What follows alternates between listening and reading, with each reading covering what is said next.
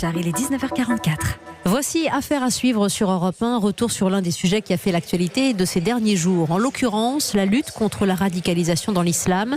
Un défi, notamment au cœur du déplacement à Mulhouse d'Emmanuel Macron cette semaine, qui a présenté des mesures pour lutter contre ce qu'il appelle le séparatisme islamiste. Bonsoir Hassen Chalgoumi. Bonsoir.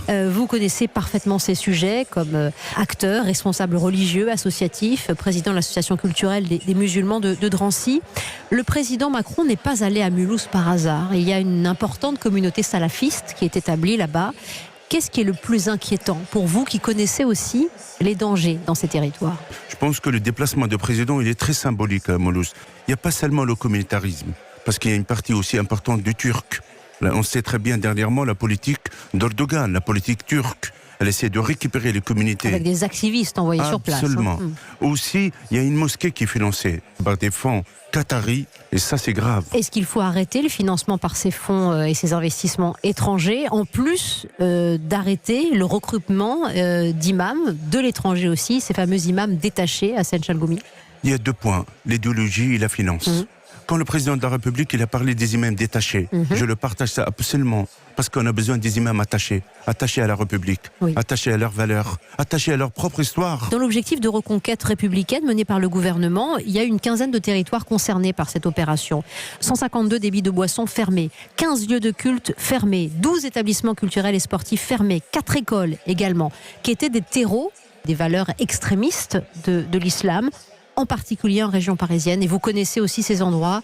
Ça va de Bobigny à La Courneuve, à Bondy, aujourd'hui à Hassen Chalgoumi. Oui, tout à fait. Moi, je félicite le ministre de l'Intérieur, M. Castaner et M. Nunez, de leur travail. Il faut dire la vérité. Quand on trouve des lieux de haine, ce ne sont pas des lieux de prière pour moi. Donc on ferme. Il faut le fermer, absolument. Et ce c'est sont l'État des qui sectes. s'en charge. Ce sont des sectes, absolument. On a besoin que la République nous protège.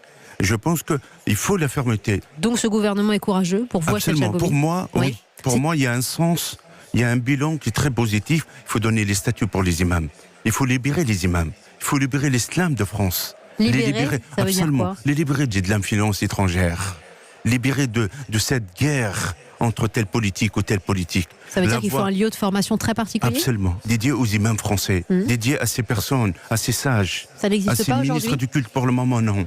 Il faut le protéger. Combien d'imams me disent que, monsieur l'imam, j'aimerais être dans votre voie, mais je risque des menaces. Vous savez, on va déchirer le tissu social, il n'y a plus de confiance. Où mettre alors les enfants à l'école pour des musulmans qui nous écoutent? Faut-il qu'ils aillent dans des écoles confessionnelles aujourd'hui? Au contraire, prenez l'école de la République et de la mixité? Je n'ai jamais été pour les écoles privées. Oui, peut-être j'ai mis mes enfants dans une école catholique privée.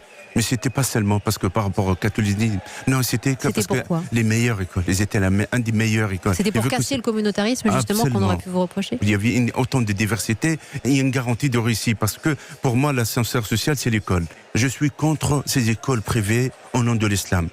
Ou contre aussi les partis au nom de l'islam. Parce que quand je veux voter pour quelqu'un, je vote pas par rapport à sa religion, par rapport à sa compétence ou par rapport à son programme. Si quelqu'un est vraiment éclairé et républicain, c'est pas grâce à Dieu, ou pardonnez-moi, grâce à sa foi et sa proximité de Dieu qui va m'aider dans ma société ou d'améliorer mon économie ou améliorer la vie sociale que je vis. Je pense que ça, il faut que la conscience, je suis contre ces personnes qui prennent en otage l'islam à des fins politiques. Contre aussi des personnes qui m'ont des écoles privées. C'est une honte, avec une jeune fille de 4 ans à Bobigny. Des écoles privées, 4 ans, et là, vous trouvez avec des voiles.